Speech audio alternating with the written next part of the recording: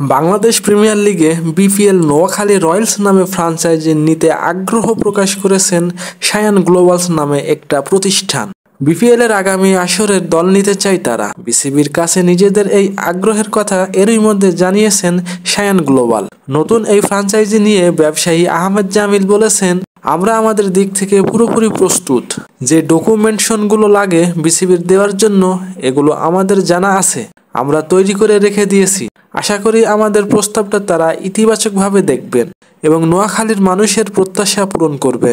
এখন পর্যন্ত বিপিএল এর 11টি আসর অনুষ্ঠিত হয়েছে, কখনই নোয়াখালী নামে কোনো ফ্র্যাঞ্চাইজি দেখা যায়নি। গত আসরে বিপিএল নিয়ে নানা বিতর্ক তৈরি হয়, এবারের বিপিএলকে সেগুলো থেকে দূরে রাখার আশা বিসিবির।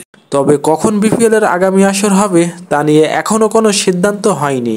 বিসিবিতে সবাই বসেছেন পরিচালকেরা, সেখানে আরও অনেক ইস্যুর সঙ্গে বিপিএল নিয়ে আলোচনা হবে বলে জানা গেছে। আর নতুন নতুন খেলার আপডেট খবর পেতে চ্যানেলটি সাবস্ক্রাইব করে স্পোর্টস রিপোর্টারের পাশে থাকুন।